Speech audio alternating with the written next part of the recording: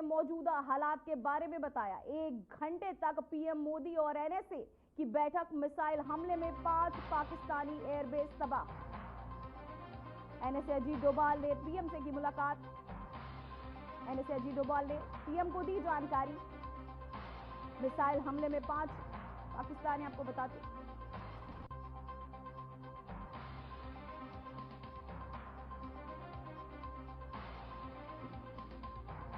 1 घंटे तक पीएम मोदी और एनएसए की बैठक।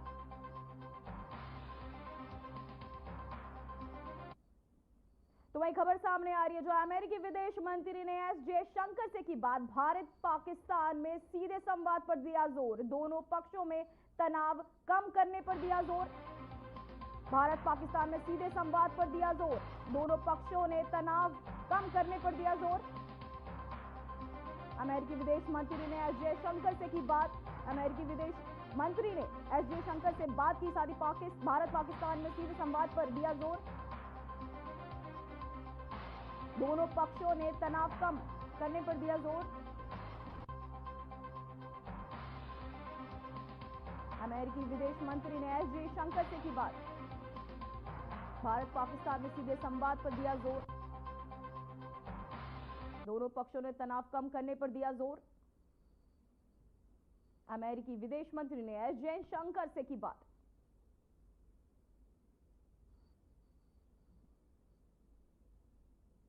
तो वहीं भारत और पाकिस्तान के बीच सीमा पर तनाव लगातार बढ़ रहा है। पाकिस्तानी सेना के झूठे दावों पर अब भारतीय सेना के सबूतों के साथ जवाब दिया है। सेना ने एक वीडियो जारी कर स्पष्ट किया है कि भारतीय वायुसेना को कोई नुकसान नहीं हुआ है, जैसा कि पाकिस्तान प्रचारित कर रहा है। सेना की इस वीडियो ब्रीफिंग में बताया गया है कि पाकिस्तान ने रात के अंधेरे में भारतीय सीमा में घुसपैठ की कोशिशें की, जिससे भारतीय जवानों ने समय रहते नाकाम कर दिया। साथ ही आपको बताते चले, पाकिस्तानी ड्रोन और मिसाइल प्रयासों को भी सेना ने विफल किया है, जिससे बड़ा नुकसान होने से टल गया। सेना ने साफ किया कि पाकिस्तान मनगढ़ंत दावे कर अंतर्राष्ट्रीय मंच पर सहानुभूति बटोरता चाहता है, लेकिन भारत की सेनाएं पूरी तरह सतर्क और तैयार है। जनता से अपील की गई है कि सोशल मीडिया पर फैल रही अफवाहों पर ध्यान ना दें और केवल आधिकारिक ब्रीफिंग और विश्वसनीय सूत्रों से ही मिली जानकारी पर विश्वास करें।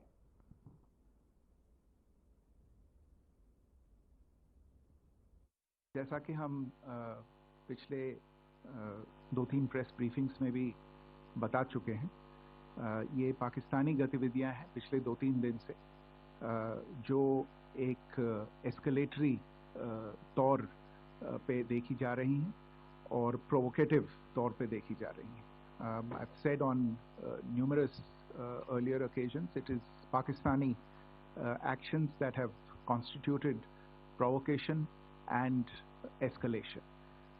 In response, and I repeat, in response, India has defended and reacted in a responsible and measured fashion to these provocations and these escalations by the Pakistani side.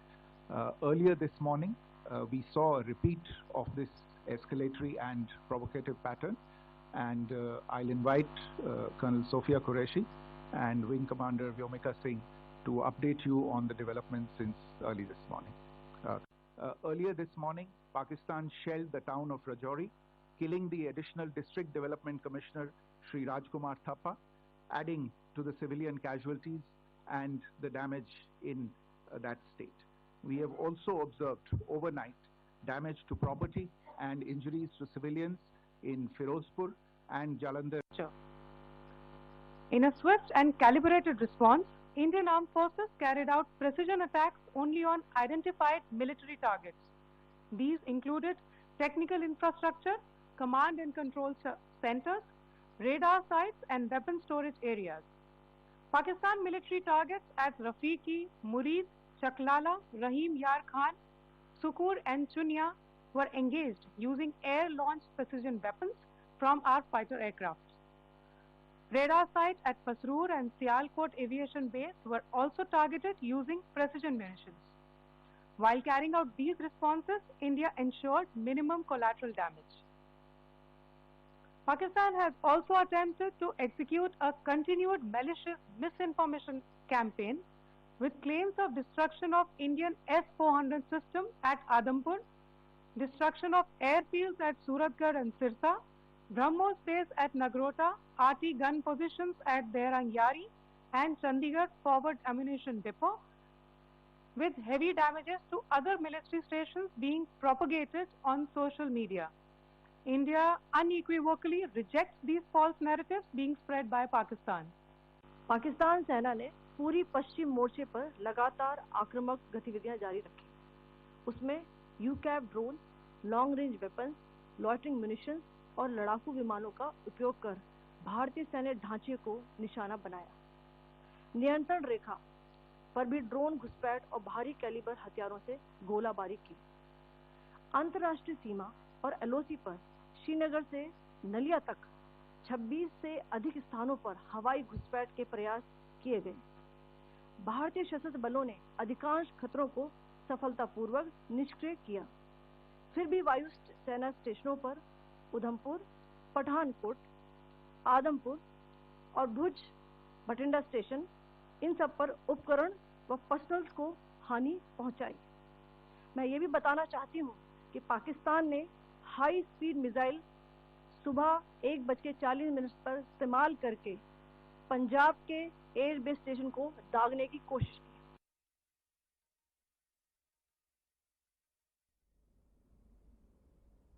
तो वहीं दिल्ली की मुख्यमंत्री रेखा गुप्ता ने सचिवालय में एक महत्वपूर्ण उच्च स्तरीय बैठक की अध्यक्षता की। ये बैठक दिल्ली में संभावित आपातकालीन स्थिति को देखते हुए की गई, जिसमें सभी विभागों के प्रमुख अधिकारियों को विशेष रूप से बुलाया गया था।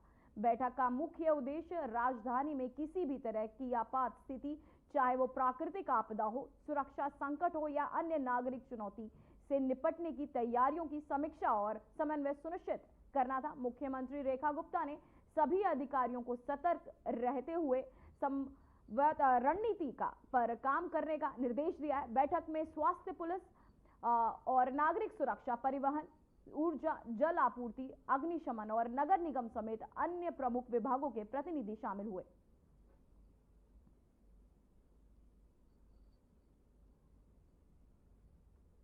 तो वहीं बॉर्डर पर भारत और पाकिस्तान के बीच बढ़ते तनाव के बीच पाकिस्तान की तरफ से भारत के कई शहरों पर ड्रोन और मिसाइल हमले करने की कोशिश की गई है।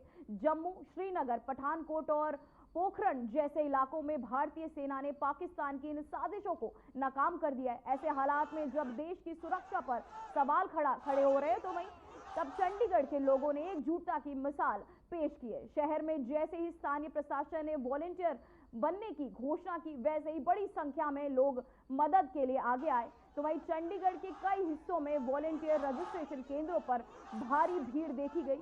युवाओं, बुजुर्गों और महिलाओं तक ने देश की सेवा के लिए आगे बढ़ने की इच्छा जताई।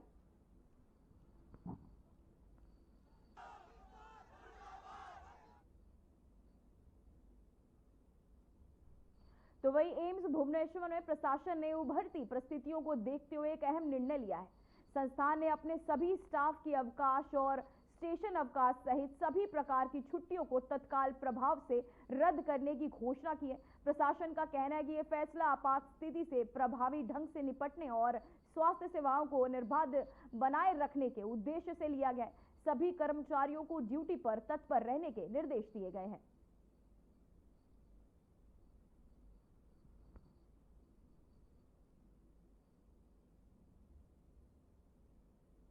तो वहीं शंभू मंदिर के पास पाकिस्तानी हमले के बाद क्षेत्र में सुरक्षा कड़ी कर दी गई है। एसडीआरएफ, स्थानीय पुलिस प्रशासन और अन्य एजेंसियां तेजी से हरकत में आ गई और घटनास्थल की घेराबंदी कर दी गई है। एसडीआरएफ अधिकारियों ने बताया कि इस हमले में कोई हताहत नहीं हुआ है, लेकिन इलाके में सर्च ऑपरेशन जारी है। तो वहीं प्रशासन हालात पर नजर बनाए हुए और नागरिकों से शांत रहने की अपील की गई है।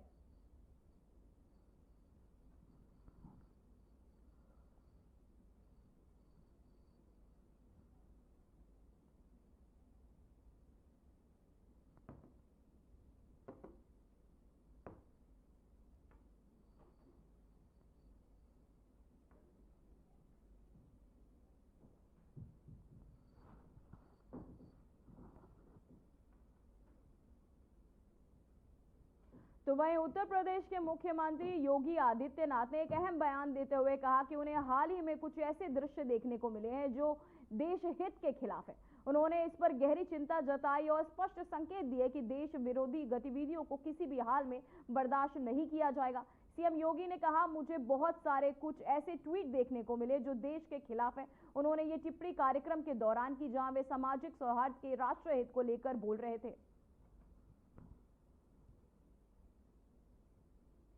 सख्त कार्रवाई के सीएम योगी ने दिए निर्देश। आपको बताते चले,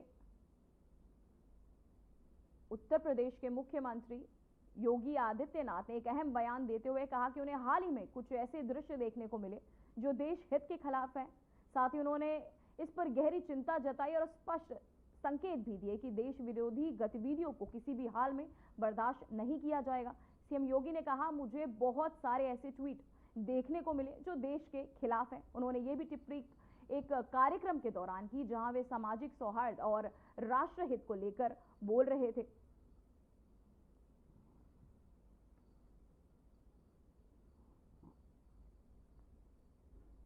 तो वहीं भारत पाकिस्तान के बीच तनाव को देखते हुए लखनऊ पुलिस सुरक्षा को लेकर सख्त हो गई है। कई इलाकों में पुलिस ने सघन चेकिंग अभियान चलाया। उधर पुलिस आयुक्त अमरेंद्र कुमार सिंह ने पुलिसकर्मियों की छुट्टी रद्द कर दी है। संयुक्त पुलिस आयुक्त कानून व्यवस्था ने शुक्रवार को अवकाश निरस्त करने के निर्देश जारी किए।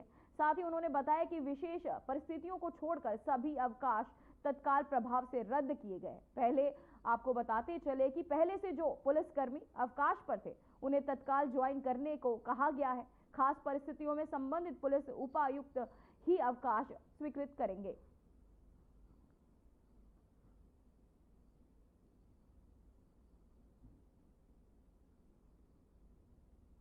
तो वहीं गौरीगंज कोतवाली क्षेत्र में एसपी कार्यालय के पास एक हैरान कर देने वाली घटना सामने आई है। सोशल मीडिया पर एक वीडियो वायरल हो रहा है जिसमें वर्दीधारी पुलिसकर्मी मानसिक रूप से विक्षिप्त बुजुर्ग को बेरहमी से पीटते हुए दिखाई दे रहे हैं। वीडियो में देखा जा सकता है कि पुलिसकर्मी सड़क किनारे बुजुर्ग को लातों से मारते हैं जबकि उसकी पीठ पर बैग लटका हुआ है। इस घटना के सामने आने के बाद पुलिस प्रशासन ने मामले की जांच शुरू कर दी है और आरोपी पुलिसकर्मी के खिलाफ कार्यवाही का आश्वासन दिया है।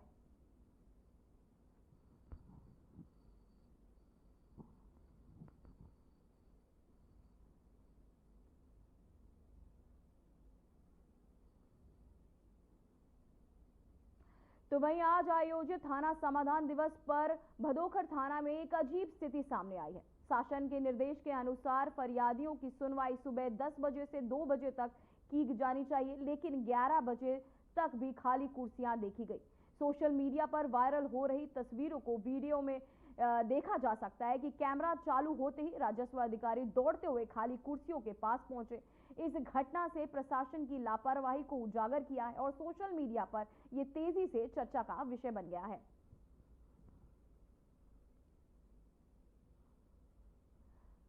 भदोखर थाना में खाली पड़ी कुर्सियां,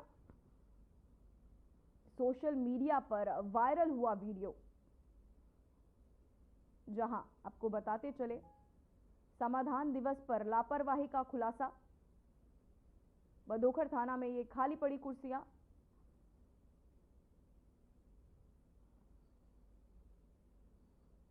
सोशल मीडिया पर यह वीडियो तेजी से वायरल हो रहा है। समाधान दिवस पर खाली पड़ी ये कुर्सियां।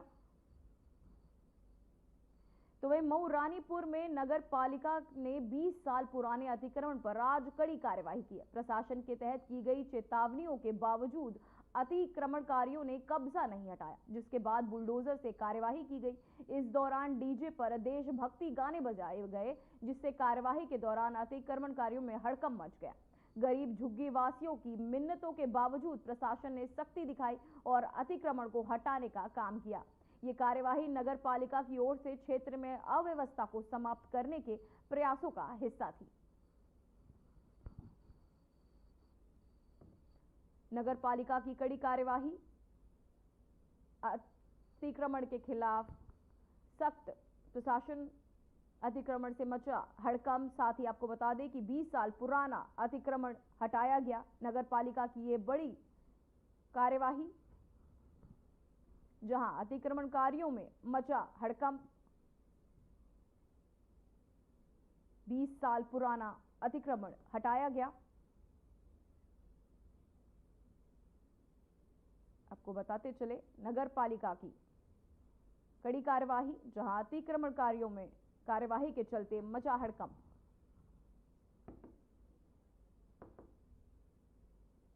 नगर पालिका की कड़ी कार्यवाही, अतिक्रमणकारियों में मचा हड़कंप। अतिक्रमण, आपको बताते चले, नगर पालिका का सख्त एक्शन अतिक्रमण के खिलाफ, जहां 20 साल पुरानी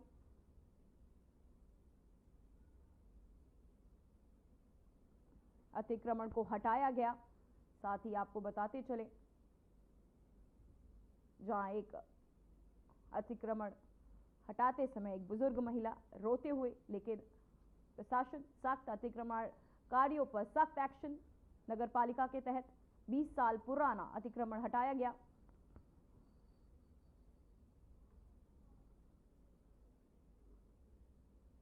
तो वहीं भारत पाकिस्तान सीमा पर बढ़ते तनाव के बीच भारतीय सेना ने एक आधिकारिक वीडियो जारी किया, जिसमें ऑपरेशन सिंदूर के तहत आतंकी लॉन्च पैड्स पर की गई कार्यवाही के दृश्य दिखाए गए। वीडियो में स्पष्ट रूप से देखा जा सकता है कि कैसे भारतीय सेना ने एलओसी के पास स्थित आतंकी ठिकानों को सटीक हमलों में तबाह किया है। ये जवाब पाकिस्तान की ओर से 8 और 9 मई की रात को ड्रोन हमलों की नाकाम कोशिशों के बाद दिया गया था।